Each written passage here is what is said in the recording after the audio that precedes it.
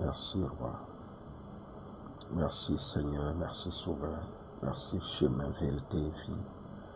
Gloire à toi, louange à toi, célébration à toi, magnificence à toi, élévation à toi, adoration à toi et à toi seul, au nom puissant de notre Seigneur Jésus-Christ de Nazareth.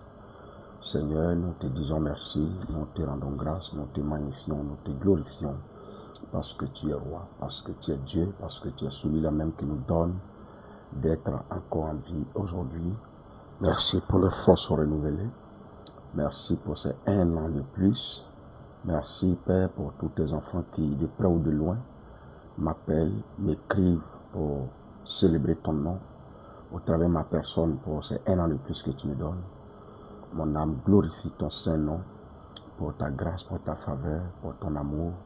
Merci de ce que, Père, tu me permets d'être encore sur pied, malgré mes défauts, malgré mes échecs, malgré mes transgressions, malgré mes iniquités, malgré toutes sortes de mauvaises choses que tant être humain je fais, que je pratique.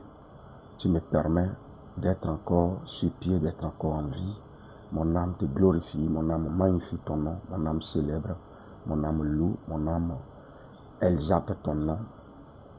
Merci de ce que tu me donnes, ô mon Dieu, mon roi, d'être en vie, d'être dans cette vie, au nom glorieux puissant de notre Seigneur Jésus-Christ de Nazareth.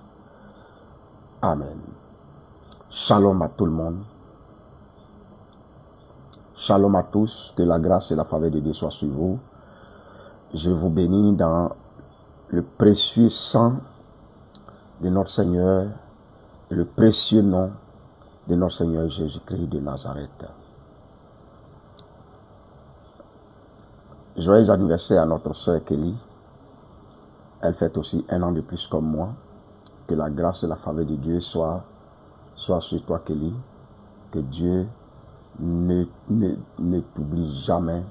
Que Dieu se souvienne de toi. Que Dieu se souvienne de toi en tout temps et en tout lieu. Alors, aujourd'hui est un jour extraordinaire. Un jour extraordinaire pour moi. Un jour extraordinaire pour vous. Un jour extraordinaire pour nous. Parce que nous sommes à notre temps d'enseignement, de formation, de fortification, notre temps de paix, notre temps de vie. Nous sommes à notre temps de rencontre avec le Seigneur et nous voulons commencer déjà le message parce que il est l'heure, vous savez, il est l'heure de révéler les choses cachées. Aujourd'hui, nous aurons un message, un thème apolémique, et ça cantonne dans nos églises, ça cantonne dans certaines assemblées, ça crie au scandale, ça fait beaucoup de buzz, ça fait beaucoup de choses. Et donc aujourd'hui, nous parlerons de ça, on va apporter notre éclaircissement, notre compréhension, on va apporter notre connaissance pour illuminer les lanternes et freiner les polémiques, arrêter le désordre, le bavardage inutile.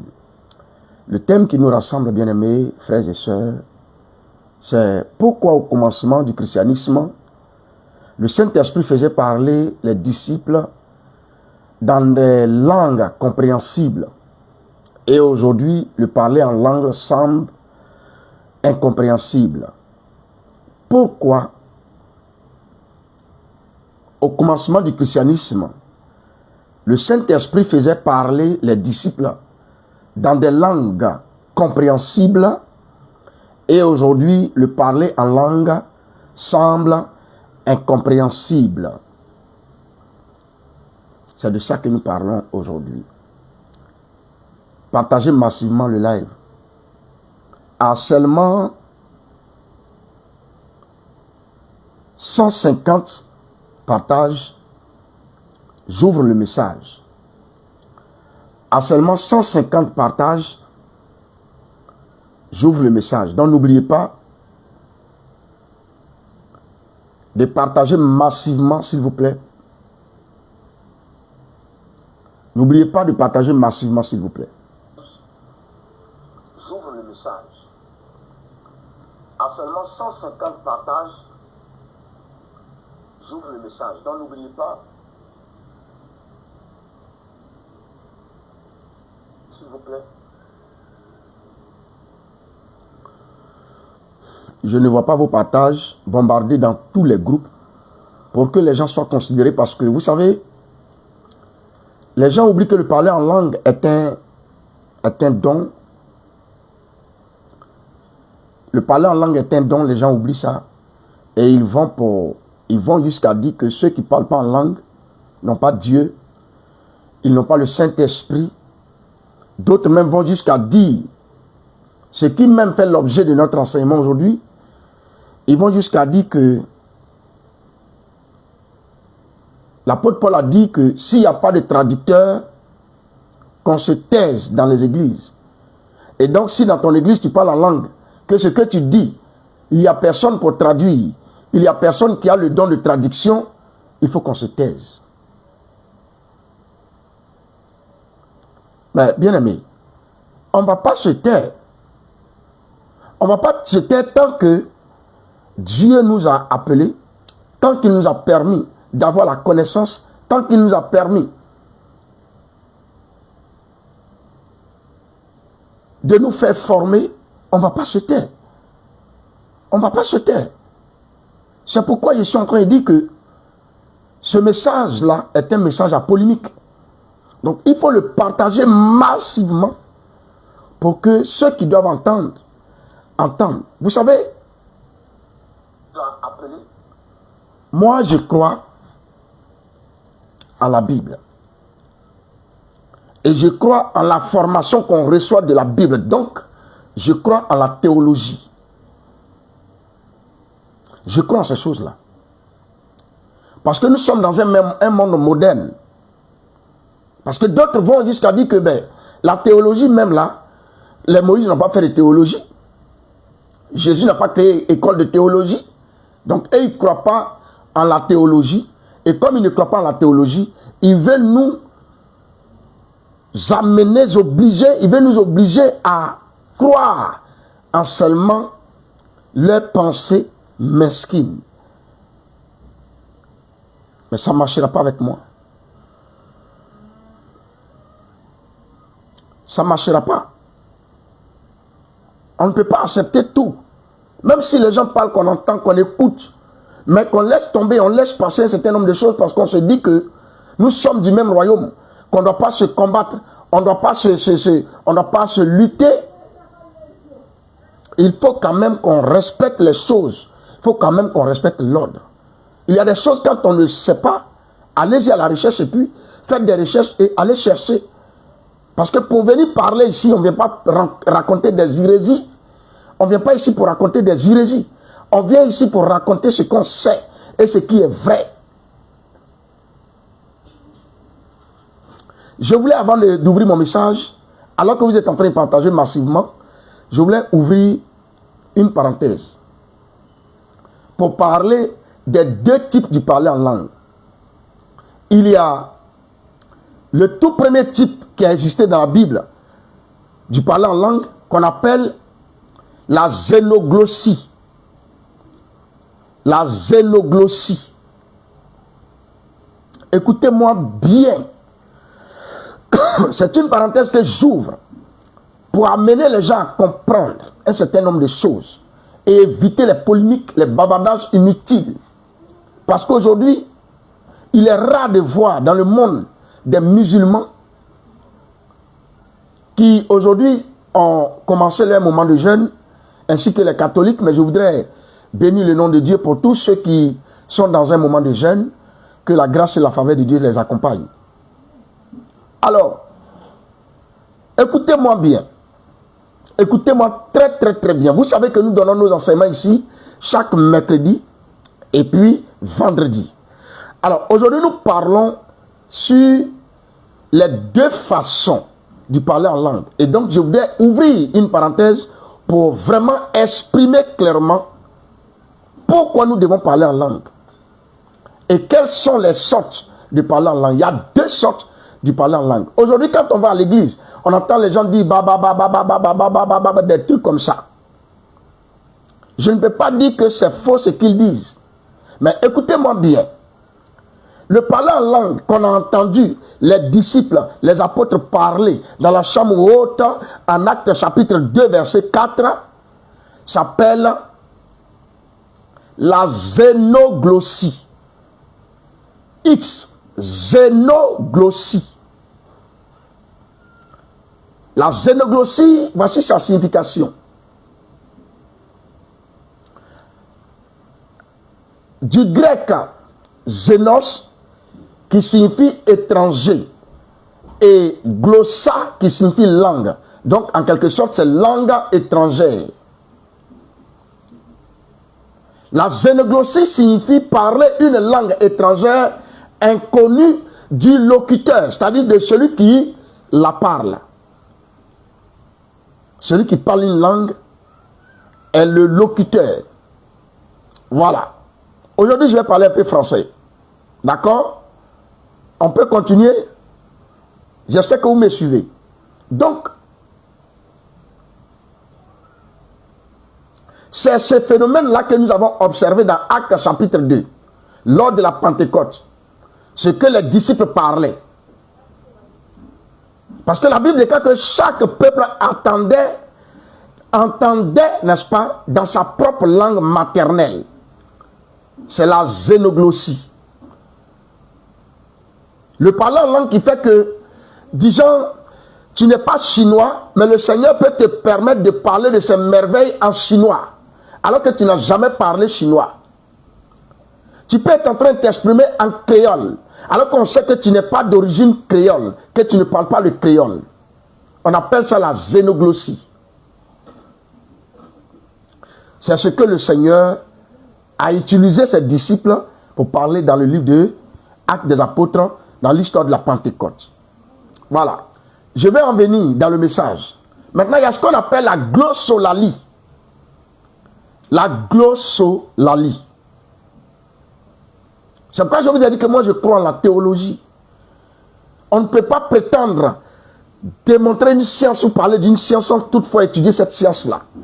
Et donc la science biblique, l'intelligence surnaturelle concernant Dieu, ces études-là, c'est ce qu'on appelle la théologie.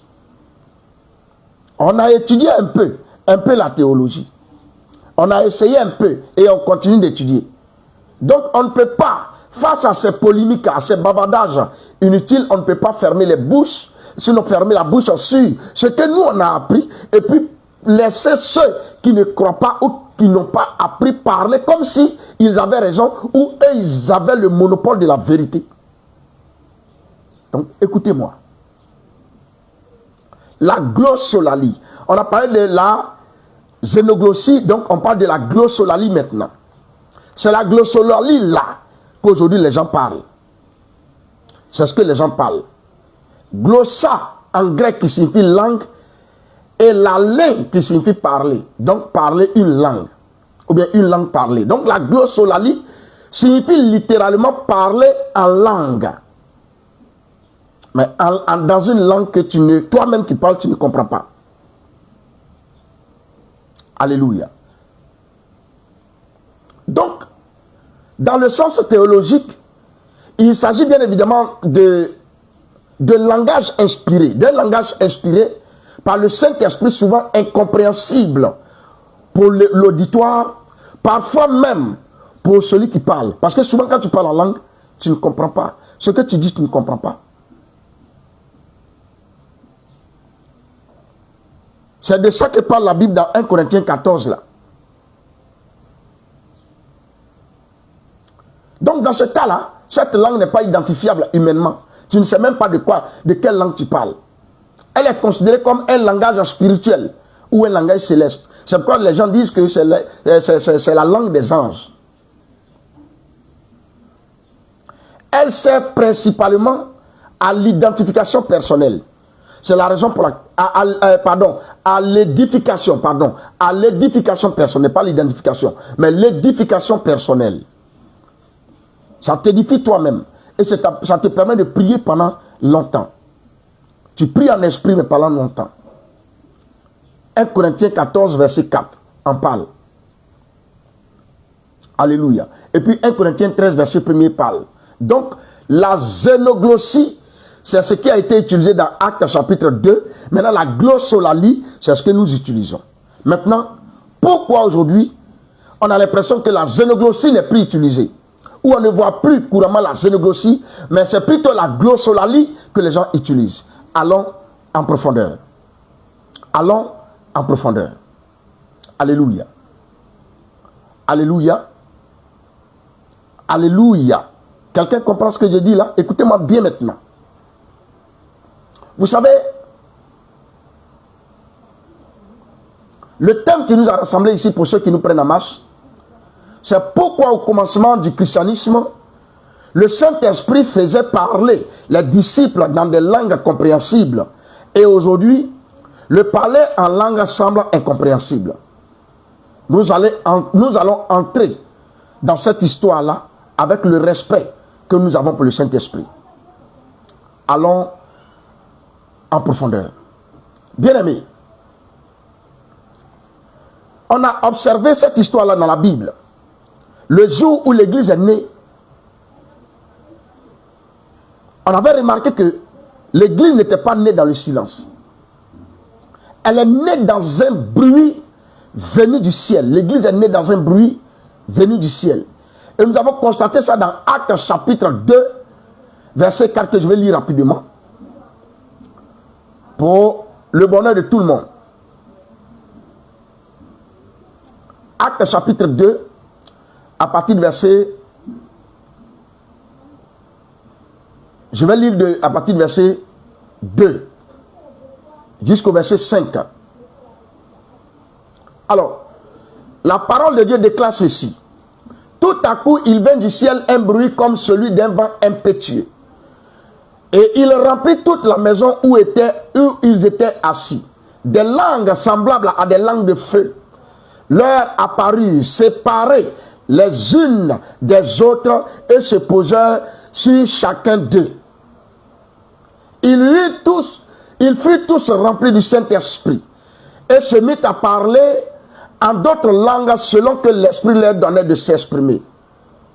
Or, il y avait en séjour à Jérusalem des Juifs, hommes pieux, de toutes les nations qui sont sous le ciel. Au bruit qui eut lieu, la multitude accourut et elle fut confondue parce que chacun les entendait parler dans sa propre langue. Vous pouvez continuer la lecture après. Écoutez très bien ici. Écoutez-moi très bien. Je vous ai dit que pour le respect du Saint-Esprit, on va entrer en profondeur. Mais j'espère que vous êtes en train de partager. La xénoglossie et la glossolalie. C'est de la xénoglossie qu'on parle ici. Ça n'a rien à voir avec la glossolalie. Maintenant, il faut que on établisse les bases. On établisse les bases pour que vous puissiez mieux comprendre. La Bible dit, ils furent tous remplis du Saint-Esprit et se mit à parler en d'autres langues selon que l'Esprit leur donnait de s'exprimer. Mais ces langues n'étaient pas mystérieuses ou confuses.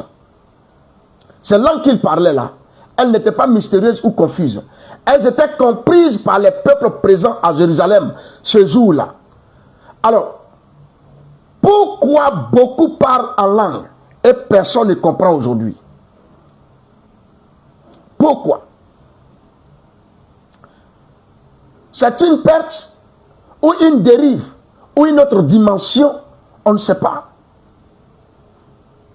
Entrons maintenant en profondeur. Mais bien avant, je voudrais voir si vous partagez. Si vous partagez, je vais vérifier ça tout à l'heure. Est-ce que le son aussi est parfait? Je veux beaucoup de commentaires, beaucoup de partages, beaucoup de commentaires. Pour aider des gens qui disent que ceux-là, ils parlent en langue. C'est ceux-là qui sont de la nouvelle église là. Oh, les églises d'aujourd'hui là, ils parlent dans des langues qu'on ne comprend même pas. Ils parlent dans des langues qu'on ne comprend même pas. Mon ami, Dieu même on ne le comprend pas, mais on est dedans. Dieu même là, on ne le comprend pas, mais on est dedans. Pourvu que je parle dans une langue qui peut me sécuriser, qui peut plaire à mon Dieu, je m'en vais. Allons avec ça. Pour parler un peu comme les Ivoiriens. Allons avec ça. Toi qui parles en langue, dans une langue qu'on comprend là. Tu te comprends toi-même. Arrêtez d'emmerder les gens. Hein? S'il vous plaît, partagez massivement le live. Toi qui parles en langue, dans une langue qu'on comprend là. Tu te comprends toi-même. Arrêtez d'emmerder les gens. Hein? S'il vous plaît, partagez massivement le live. Vous avez arrêté de partager le live. Hein? Allons-y. Vous pouvez faire mieux que ça. Mettez beaucoup de commentaires selon votre compréhension. Parce que pendant que vous êtes en train d'écouter le live, là, ce que je suis en train de donner ici, là, il y a des polémiques que vous avez entendues dans vos églises, sur Internet. Déposez-les en commentaire ici. Et puis on va déblater. Déposez-les en commentaire ici. Et surtout, vous savez que je suis un être humain. Hein? Aujourd'hui, c'est mon anniversaire.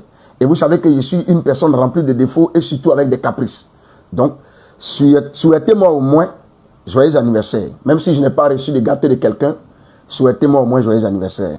Au moins, ça va me donner du baume au cœur. Mais ne restez pas là stérile. Vous ne me souhaitez pas joyeux anniversaire. Et puis, vous ne commentez pas. Et puis, vous ne partagez pas. C'est pas bien.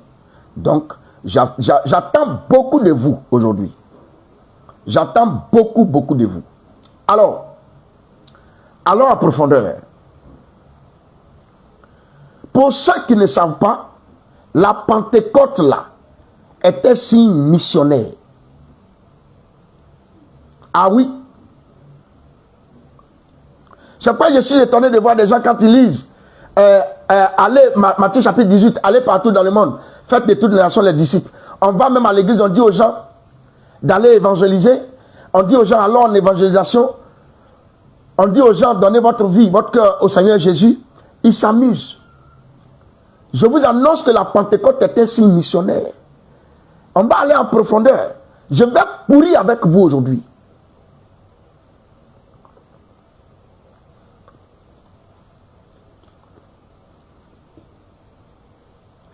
Voici ce que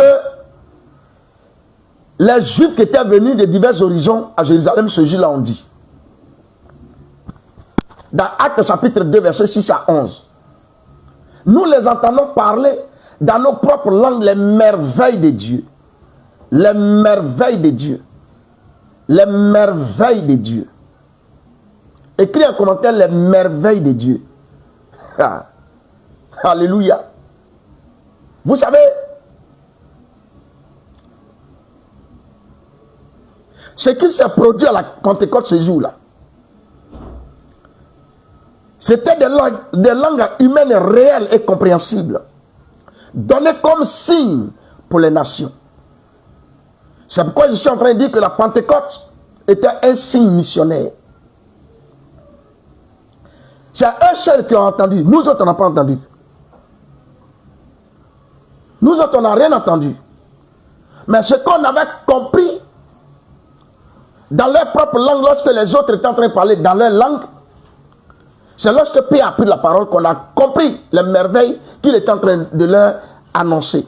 Chacun était en train d'évangéliser. Les 120 personnes ont parlé et lorsque Pierre a pris la parole, on a vu 3000 personnes qui ont été converties le premier jour. Le deuxième jour, il y a eu 2000 personnes. Ça veut dire qu'en 2 jours, il y a eu 5000 personnes. Donc,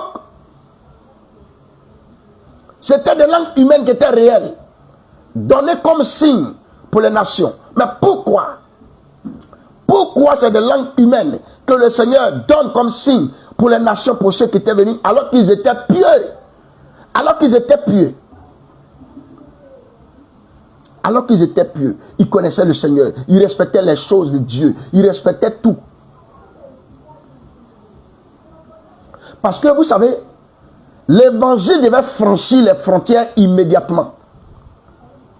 Dieu savait qu'aujourd'hui on allait être englouti, alourdi, on allait être oppressé, on allait être compressé, on allait être comprimé. Donc, lorsque les apôtres reçoivent l'objectif pour lequel ils ont reçu tous le Saint-Esprit le même jour, c'était pour que l'évangile franchisse les frontières immédiatement. Parce que là, il y avait des gens qui devaient entendre la vraie parole de Dieu. Donc la Pentecôte était un signe d'ouverture universelle. La Pentecôte là était un signe d'ouverture universelle. Il faut qu'on ouvre le grand débat. Il faut qu'on ouvre le temps maintenant de l'évangélisation. Le temps de là où on partait voir les prophètes consulter Dieu, faire ceci, faire cela. Il y a des protocoles. Lui là va passer. Moïse va parler pour lui. Après il va parler. L'autre va venir. Ainsi de suite. Jusqu'à ce que Jéthro vienne pour lui dire, voici, il faut choisir parmi eux, à la tête de chaque groupe, tel qui doit venir faire tant, et il va venir te faire le point. Tel qui doit venir dire tant, et après il va venir te faire le point. Dieu a vu que tout ça était lent. Dieu a compris que tout ça était lent. Donc il faut créer un mouvement, un tumulte, un grand bruit qui va tirer l'attention. Un bruit comme si un avion était en train de cracher. L'avion tombe, ce grand bruit-là. Donc tout le monde va courir pour aller vers là où il y a le bruit. Vous savez, aujourd'hui là, quand il pleut, l'être humain se cache. Mais lorsqu'il apprend qu'ils sont en train de tirer quelque part, il va aller là-bas pour voir qui tire. Alors qu'il sait très bien que les balles la tuent, mais il va aller là-bas voir. Depuis le commencement, ça a été comme ça. Ils ont entendu un grand bruit assourdissant qui naturellement devait les faire peur, mais ils sont quand même allés voir. La curiosité. Donc Dieu a utilisé, Dieu s'est servi de la curiosité pour leur parler dans leur propre langue, mais par des gens qui ne sont pas de leur langue. La xénoglossie. Alléluia. Alléluia. La Pentecôte était donc, comme je l'ai dit, un signe d'ouverture universelle. C'était l'inverse de la tour de Babel à Genèse 11. C'était l'inverse. Parce qu'à Babel, Dieu a confondu les langues. Mais à la Pentecôte, Dieu a uni les langues. Alléluia. Vous comprenez ce que je dis? À Babel, il confond les langues. Il les divise, il les sépare. Mais à la Pentecôte, il les unit. Parce que nous sommes tous unis. Nous devons tous être unis en lui. En Jésus seul.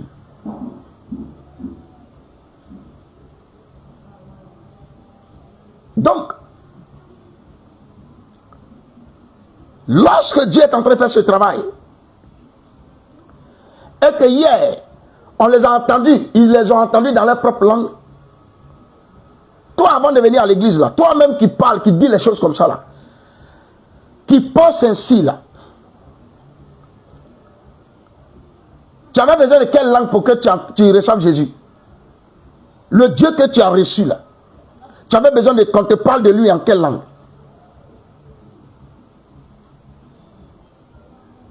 Aujourd'hui, la Bible est traduite dans toutes les langues, pratiquement toutes les langues. Toi, tu avais besoin qu'on te parle de Jésus dans quelle langue? Tu comprenais déjà. Mais ton cœur était endurci jusqu'à ce que tu sois dans des problèmes pour que tu fasses recours à Jésus. Et ainsi, ta vie est en train de changer. Tu es en train d'avancer. Et comme tu n'as pas ce don-là, au lieu de la fermer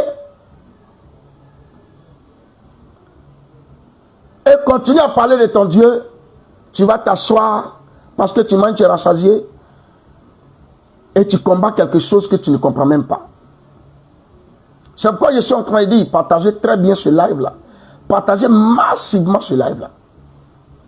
En tout cas, selon les grâces, les bénédictions, selon tes demandes dans les prières, ce que tu veux là, selon ce que tu as demandé dans tes prières là, ton niveau de partage va déterminer ce que tu auras. Parce que ça, c'est un message d'éclaircissement. C'est quoi j'ai dit, c'est un message de polémique. Ça va amener des gens à comprendre, d'autres à ne pas même chercher à comprendre, et puis à fermer les yeux là-dessus, mais au moins, quelqu'un est sorti pour dire la vérité. Alléluia. Quelqu'un comprend ce que je dis? Amen. Vous m'entendez très bien? Et après maintenant la xénoglossie, la Bible parle de la glossolalie, d'une autre façon, un autre type de langue. Dans 1 Corinthiens 14, verset 2, il est écrit que celui qui parle en langue ne parle pas, il dit, celui qui parle en langue ne parle pas aux hommes, mais à Dieu, car personne ne le comprend. Celui qui parle en langue ne parle pas aux hommes, mais à Dieu. Et le problème des gens actuels, c'est que quand tu es en train de prier en français dans ta chambre, là tu parles tout doucement à Dieu.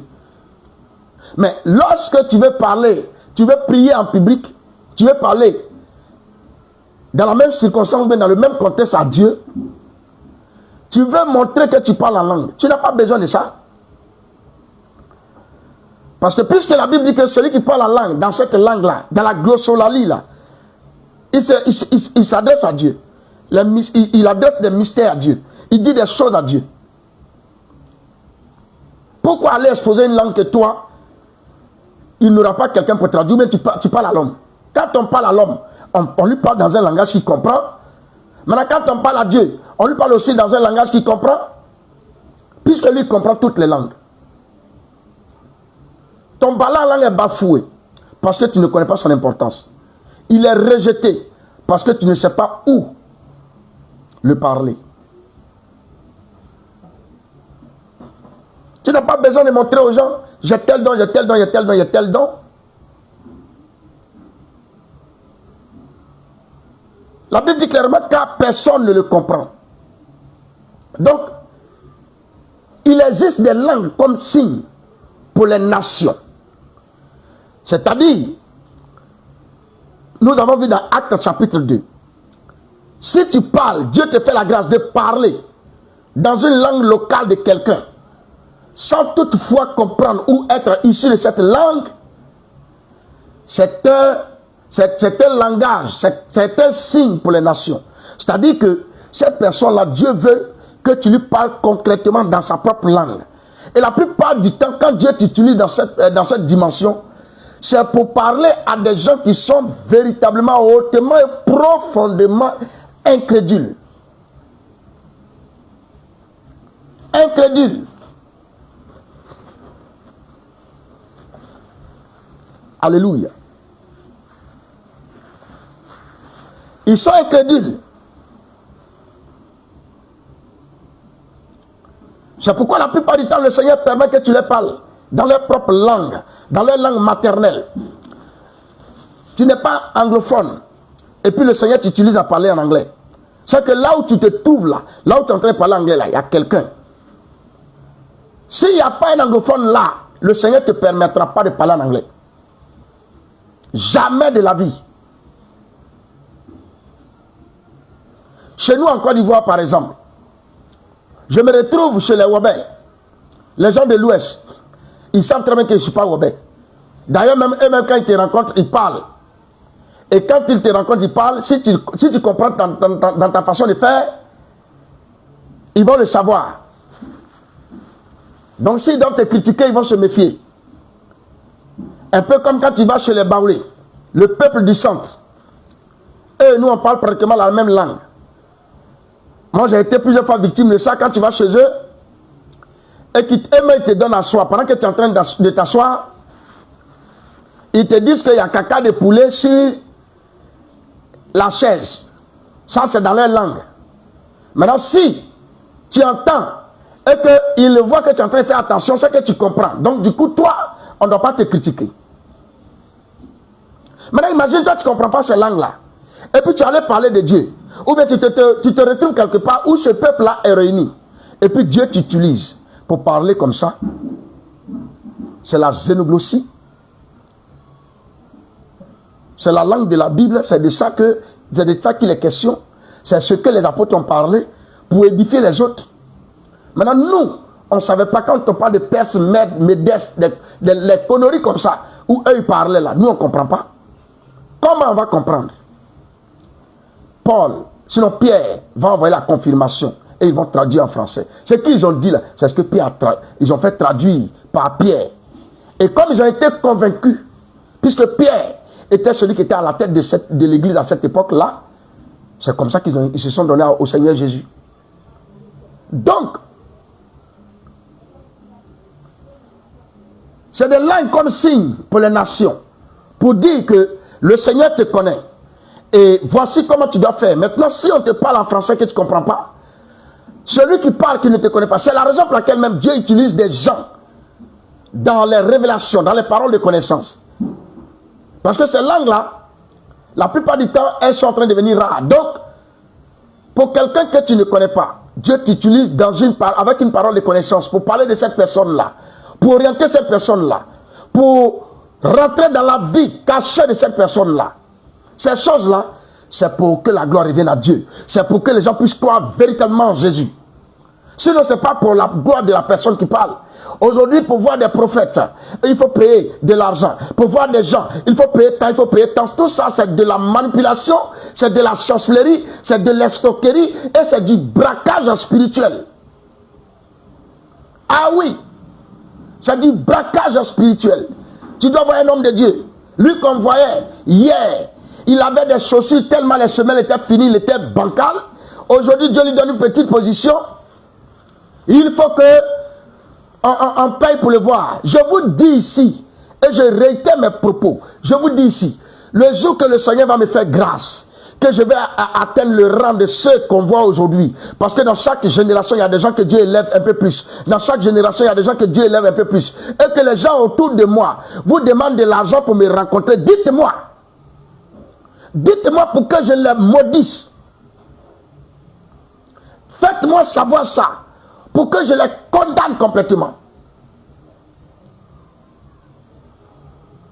Parce qu'aujourd'hui là, je n'ai pas encore atteint ce niveau peut-être. Donc il n'y a rien. Maintenant un jour, si Dieu me fait la grâce d'atteindre un certain nombre de niveaux, il faut payer telle somme pour le rencontrer. Donc du coup, je suis devenu un baobab et les gens maintenant s'asseyent sur mes branches pour manger. Et puis moi, je ne suis même pas informé. Maintenant, on me dit que, on dit sur les médias, sur les réseaux sociaux que tel pasteur, pour le voir en paye temps, pour le voir en paye temps, pour le voir en paye temps, pour le voir en paye temps. Alors que moi, je ne suis même pas informé. Alors que moi, je ne suis même pas informé. Je refuse ça avec la dernière énergie. Alléluia. Dans 1 Corinthiens 14, 1 Corinthiens 14, verset 14. Donc 1 Corinthiens 14, 14, Paul dit, mon esprit prie, mais mon intelligence demeure stérile. Donc, l'incompréhension n'est pas forcément une anomalie. Ce n'est pas une anomalie. Tu es conscient que ton esprit prie, mais toi-même tu es là. Voilà. Ça t'est arrivé une fois de prier en esprit. Donc c'est normal. Alléluia. C'est normal. Donc, vous devez comprendre. Vous devez comprendre ces choses-là. Pourquoi aujourd'hui il y a une différence entre hier et aujourd'hui? Je vais vous donner quelques indices pour comprendre la différence qui est entre hier et aujourd'hui. Voici quelques pistes que je donne. Vous savez, le contexte même n'est plus le même. Le contexte dont il est question n'est plus le même. Ce que je dis à profond, écoutez-moi bien, vous allez comprendre. À cette époque-là, la Pentecôte était un événement fondateur unique. C'est par la Pentecôte qu'on a vu que quelqu'un pouvait parler. Quelqu'un pouvait avoir la capacité surnaturelle de parler dans une autre langue. Une langue de quelqu'un. Et aujourd'hui, l'évangile est déjà répandu dans toutes les nations. Donc, c'était pour cette époque-là que le Seigneur a apporté ça. Mais quand même aujourd'hui, il y a des gens qui ont la capacité d'interpréter les langues. Parce que chacun a des dons diversifiés. Vous savez, le deuxième niveau que je donne par rapport à l'explication pour dire que aujourd'hui est différent de hier, le don des langues n'est pas uniforme. Le don des langues n'est pas uniforme. Dans 1 Corinthiens 12, verset 10, Paul dit diverses langues, diverses sortes de langues. Donc ça veut dire que les langues ne sont pas uniformes. Il n'y a pas qu'une seule manifestation. Il dit diverses sortes de langues, mais un seul esprit.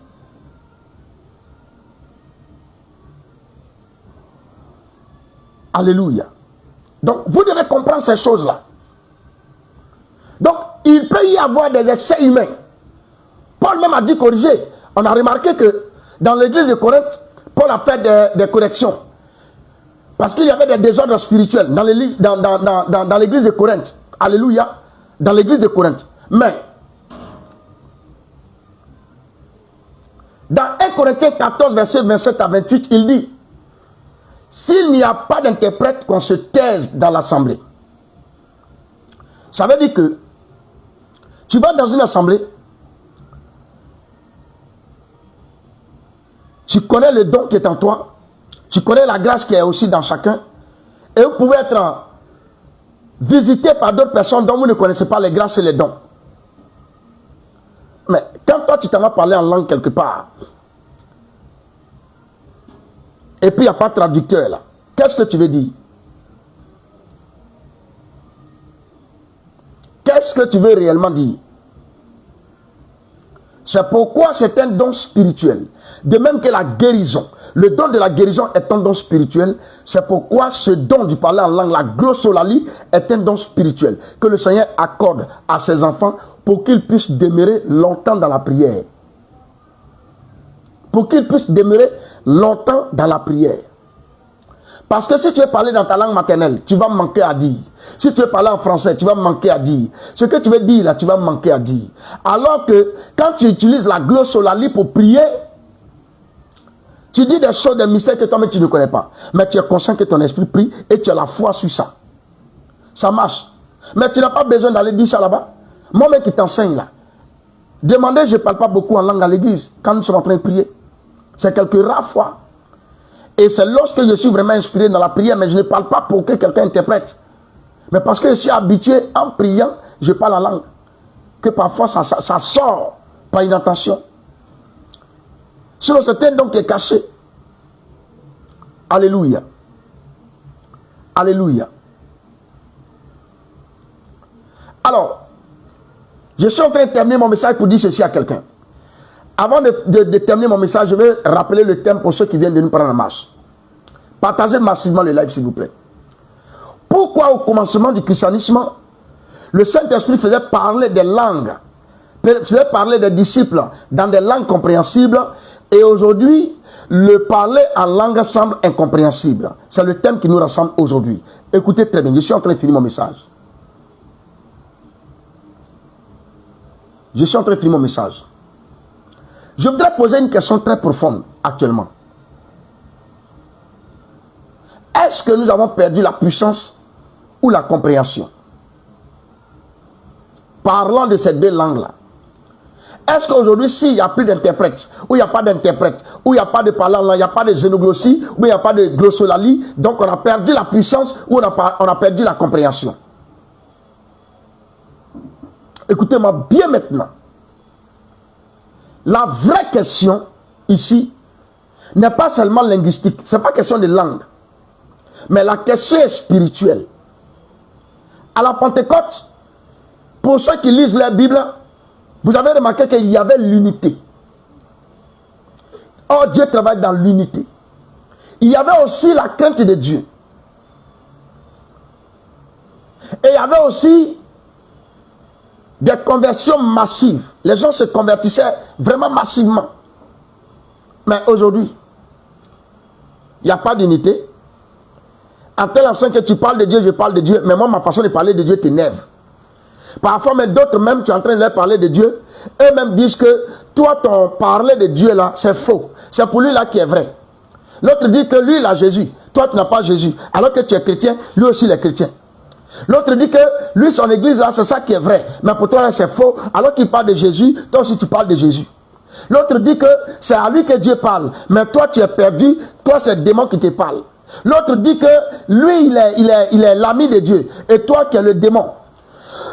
L'autre dit que le Saint-Esprit agit avec lui. Mais toi, c'est Satan qui agit avec toi. Alors que vous parlez du même Dieu. Donc, il n'y a pas d'unité. Ah, Dieu travaille dans l'unité. Dieu travaille dans l'unité. C'est pourquoi, s'il s'était dispersé, l'esprit n'allait pas descendre. La promesse n'allait pas s'accomplir à leur niveau. Aujourd'hui même là, ce que Dieu est en train de faire avec nous là, il y a des gens par le passé, Dieu n'a pas fait avec eux. Pierre ne savait pas s'exprimer. Pierre ne pouvait pas mieux prêcher que moi. Ce que je suis en train de dire aujourd'hui là, Pierre ne pouvait pas dire ça. La façon dont je décortique là, lui qui a vu Jésus, moi qui ne l'ai pas vu, lui qui a marché, qui a mangé, qui a bu avec lui là, ce qu'il a dit de Jésus là, et puis ce que je suis en train de dire de Jésus là, pour moi est plus élevé, plus différent que pour lui. Mais pourquoi pour moi n'impacte pas comme pour lui impactait? Parce que pour lui, ils travaillaient ensemble. Ils travaillaient ensemble. Et pour nous, on est diversifiés, on est séparés. Tel pasteur dit que lui, son église là, lui, il vit des offrandes, il vit des trucs. Donc, du coup, ben, écoutez, lui, il ne se mélange pas aux gens. Lui, non, non, non. Si le Saint-Esprit ne lui a pas parlé, il te voit, mais il ne te salue pas. Une fois qu'il sait que tu es pasteur net, lui, sa vie est en danger. Pourquoi? Parce que c'est comme si tu serais en train de ramasser les offrandes et lui, il ne gagne rien. Tu es en train de ramasser les dîmes, lui, il ne gagne rien. Donc, du coup, au lieu d'être avec toi, lui, il te combat. Vous comprenez ce que je dis? Un pasteur qui prêche Jésus, qui prêche Jésus, tu prêches aussi Jésus, il te voit, il est énervé. Il te voit, il est énervé. Lui, il est mieux que toi. Et chez nous, il y a des églises bêtes, des dénominations sauvages. Et ils ont des formations. La méthodologie. Ils ont des trucs bizarres. Au point où une fois qu'ils savent que toi, tu es pasteur, toi, tu n'es pas de leur parce que tu n'as pas été formé par eux. Donc, ce que toi, tu dis, ce n'est pas vrai. D'autres même vont jusqu'à dire, eux, ils ne croient pas aux prophètes. Ils croient à l'apôtre. Ils sont apostoliques, ils ne sont pas prophétiques. Bon, regardez-moi ces sauvageries comme ça, là. Comment l'Esprit de Dieu va travailler? Alors que hier, la Pentecôte a eu lieu parce qu'il y avait l'unité. Il y avait aussi la crainte. Parce que là où déjà nous-mêmes qui adorons Dieu, on adore Jésus, on confesse le même Jésus, on ne s'entend pas, il n'y a pas de crainte. Tu es singularisé dans ton coin. Ta vie chrétienne, c'est dans ton coin. Tu es en train de prier toi seul. Parfois même, tu vas à l'église et tu vas avec ton caractère impoli. Tu trouves que le pasteur ne t'appelle pas. Tu trouves que tel ne te reçoit pas. Excusez-moi, tu trouves que tel ne t'aime pas. Donc, du coup, toi, tu es parti pour que le pasteur t'aime. Mais tu n'es pas parti pour que tu puisses bénéficier de la consécration dans le secret que le pasteur a eu à faire seul. Et la grâce que Dieu lui a donnée, tu ne vas pas pour profiter. Tu ne vas pas pour écouter ce qu'il dit. Mais tu vas pour qu'il soit un ami avec toi. Donc, le jour que, quand tu vas et qu'on ne t'a pas vraiment reçu comme tu veux, tu ne vas plus. Voici quelques exemples. C'est légion. Si on veut citer. Des pasteurs qui sont pasteurs, mais qui vont dire à leurs fidèles, tel, le monsieur là, c'est pas ton mari. Hein. Le monsieur là, Dieu m'a dit que c'est pas ton mari. Et maintenant, lui-même, il détourne la femme, alors que la femme, il est en train de coucher avec la femme de celui qui vient avec sa femme prier dans son église. Des pasteurs qui vont jusqu'à dire aux gens, Dieu me dit, mon fils, ma fille, Dieu me dit de me donner ton téléphone. Donc Dieu va appeler maintenant. Il va appeler. Dieu me dit de te dire, de me donner tout ton salon, tes fauteuils. Dieu me dit que la voiture que tu as achetée là, c'est pour moi, c'est pour faire don à l'église. Bon, vous voyez des trucs comme ça. Vous voyez des voyous comme ça. Et aujourd'hui, ils se sont enrichis. Un jour, une maman m'a dit, une maman en France, elle m'a dit, mais, pasteur, ta façon de prêcher là, tu vas devenir pauvre, hein? Parce que de nos jours, on ne prêche plus comme ça, hein? J'ai dit, comment ça? Elle dit, non, tu dis des trucs crus, tu appelles le chat par son nom, alors qu'il faut quand même savoir amadouer. J'ai dit, non. Celui qui m'a appelé m'a dit, va leur dire la vérité. Si parce que tu as dit la vérité que je ne dois pas bénéficier de ton offrande que Dieu t'a mis à cœur de me donner, gloire soit rendue à Jésus. Si je t'ai dit la vérité, que le Seigneur t'a mis à cœur, ce pasteur a fait une offrande, me fait une dîme, que je ne bénéficie pas parce qu'il t'a dit que ce que tu es en train de faire, tu dois couper ma tête. Parce que Jean-Baptiste a dit, il n'était pas permis de prendre la femme de ton frère, que ma tête doit être coupée. Au moins, je t'ai dit la vérité. Au moins, je suis sauvé, désengagé de ton sang. Mais je ne suis pas venu prêcher Jésus pour que je puisse, de par le nom de Jésus, soutenir mes petites paroles vaines là pour escroquer les gens. Ce n'est pas possible. Si je prêche ici que Dieu te met à cœur de me faire une offrande, tu fais. Que ce que je dis te fait du bien, Dieu te met à cœur de me faire une offrande, tu fais. Il y a des gens qui ont dit que Dieu leur a mis à cœur que je suis comme un père pour eux. qu'à moi, ils doivent donner leur dîme. Il dit, gloire soit rendue à Jésus, mais il faut prier. Il faut que ça soit juste, ça soit vrai. Voilà. Mais ce n'est pas pour autant que je vais venir te mentir, je vais venir te dire ce que Dieu m'a pas. Quand vous venez m'écouter ici, là, est-ce que vous avez l'habitude de m'entendre dire, Dieu m'a dit, Dieu m'a dit, vous avez l'habitude de m'entendre dire ça? Il y a des saisons où quand on parle, Dieu nous donne des révélations. Et on libère, on ne dit pas le nom de quelqu'un. On prie pour ces gens-là, en ligne, et puis on s'en va. Mais l'objectif n'est pas que tes regards soient fixés sur moi. Parce que je ne suis pas venu moi-même. Je suis venu présenter quelqu'un. Aujourd'hui, on est venu parler d'un sujet à polémique. La glossolalie et la xénoglossie. Voilà. Donc vous devez le savoir. Les deux différents parler en langue. La xénoglossie, c'est que Dieu a utilisé dans la Bible. Une langue que tu parles. Que les gens entendent dans leur propre langue maternelle. Et puis la glossolalie, une langue que tu parles, que toi-même tu ne comprends pas. Mais c'est le Seigneur qui comprend. Donc on est venu briser, n'est-ce pas, le mur de la confusion. Donc vous devez savoir ces choses-là. Donc il n'y a pas d'unité, il n'y a plus de crainte de Dieu. C'est pourquoi il n'y a pas de conversion massive. Beaucoup parlent, mais peu de transformation visible. Aujourd'hui les gens parlent en langue, mais ils n'ont pas de transformation visible. Toi tu parles en langue, ribabababa. Rico Brantaraba Sontorobo, tu parles en langue, mais quand on voit tu as une vie médiocre, alors que tu parles en langue. Le problème n'est pas peut-être la langue, mais c'est celui-là même qui parle en langue, c'est lui le problème. Parce que tu ne peux pas prétendre parler une langue spirituelle, une langue de Dieu, une langue des anges, une langue du ciel, sans toutefois te consacrer à cela. Il n'y a pas de consécration.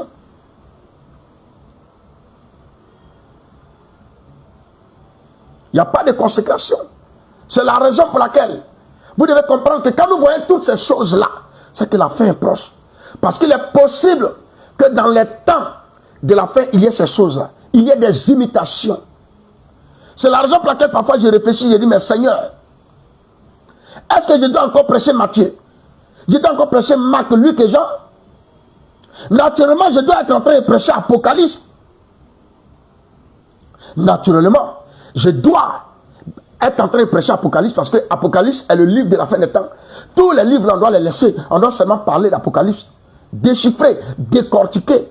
Et d'ailleurs, si Dieu nous fait la grâce, on va commencer. Pour que le chrétien moderne se prépare. Alléluia. Donc, c'est une question de consécration. Parce que dans notre jour, dans notre temps, il y a beaucoup d'imitations. Comme je suis allé à l'église, que j'ai entendu telle personne en train de parler en langue, pas ribababababababababa. Donc moi aussi, je commence à prendre la même chose, ribababa, alors que je ne sais même pas de quoi je parle. Je ne sais même pas qui l'a inspiré. Parce qu'aujourd'hui, le diable parle en langue.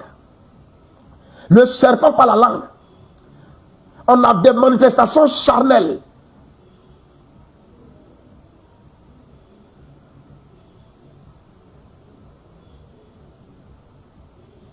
Bien-aimé, aujourd'hui on n'a pas de réveil authentique à cause de cette connerie-là. Ce que vous devez retenir, c'est que le parler en langue n'est pas la fin des temps. Le parler en langue est un signe. Ils parleront dans d'autres langues. C'est un signe. Mais le plus grand de tous ces signes, selon 1 Corinthiens 13, c'est l'amour. Et quand on voit dans les fruits de l'esprit, on n'a même pas entendu parler de la langue. Alors, je termine pour dire ceci. Je vais rappeler à tous ceux qui nous suivent. Le thème qui nous a rassemblés aujourd'hui, c'est un thème à polémique. Pourquoi, au commencement du christianisme, le Saint-Esprit faisait parler les disciples dans les langues compréhensibles, et aujourd'hui, le parler en langue semble incompréhensible. Donc, c'est ce thème-là qui nous a rassemblés. J'ai fini mon message. Je dis ceci pour terminer. Écoutez-moi. Écoutez-moi. La Pentecôte, bien aimé, n'était pas un spectacle. La Pentecôte était une inauguration. Le Seigneur a inauguré par la Pentecôte ces grâces-là. A inauguré l'évangélisation. À la Pentecôte, le Seigneur a inauguré l'évangélisation. Donc, ce n'est pas quand toi tu ne vas pas évangéliser là que Dieu n'a pas évangélisé. Il a déjà commencé. Il y a longtemps. C'était une inauguration. Donc, le parler en langue, la xénoglossie, pour ne pas que je me trompe de langage, je vérifie encore, la xénoglossie. Je crois bien que c'est ça. Xénoglossie, voilà, la xénoglossie. C'est-à-dire le langage, la langue qu'on a entendu parler dans Actes chapitre 2. Qu'est-ce que cette langue-là représentait? Je vous le dis clairement ici.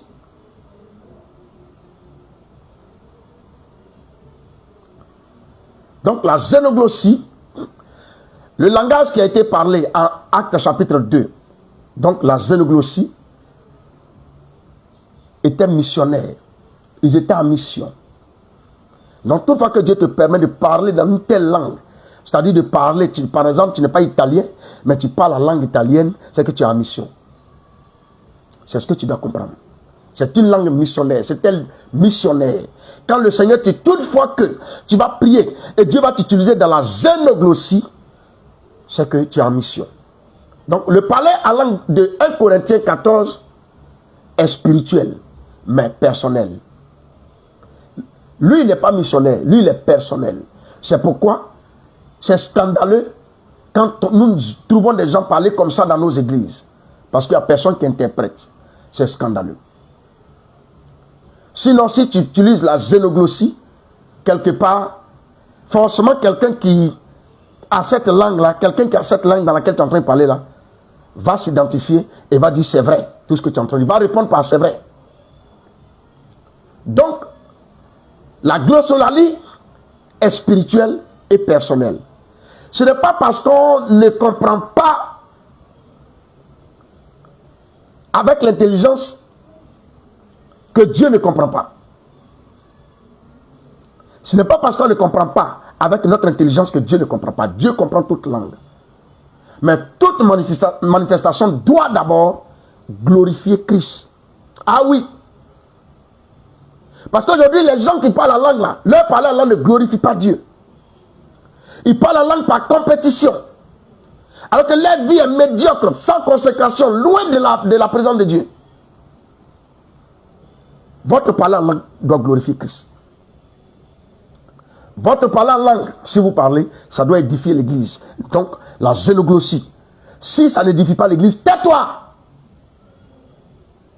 Et aussi, ça doit produire du fruit. Sinon, les gens vont simplement appeler ça le bruit. Tu fais du bruit.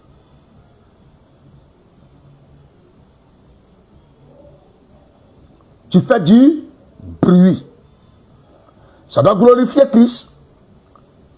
Ça doit édifier l'église. Ça doit honorer Dieu. Mais si ça ne fait pas ces choses citées là, tais-toi, taisez-vous. Taisez-vous. Que Dieu vous bénisse abondamment. Alors, ce message-là, il a trouvé un autre moyen. Je vais le mettre très rapidement sur ma chaîne YouTube. Et donc, je voulais vous encourager à vous y abonner très rapidement et massivement. Ce message-là, je m'avais le mettre sur ma chaîne YouTube. Ce message-là, il a trouvé un autre moyen. Je vais le mettre très rapidement. Voilà, donc j'ai envoyé le lien de ma chaîne YouTube.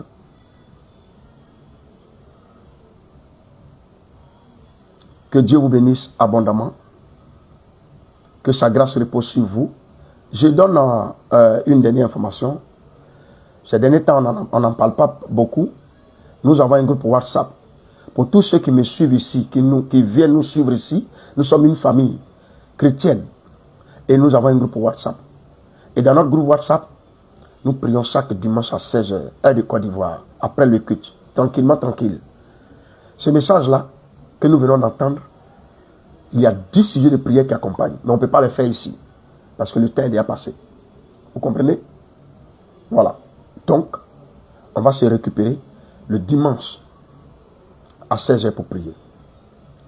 Alors, si tu veux faire partie de ce groupe WhatsApp de famille, on a une soeur ici qui a fait un commentaire, elle a dit Amen. Elle s'appelle Grâce Divine. Contacte-la, donne-lui ton nom et ton numéro WhatsApp, elle va t'ajouter. Sur ce, que Dieu vous garde. À vendredi pour un autre numéro de vidéoconférence. Shalom.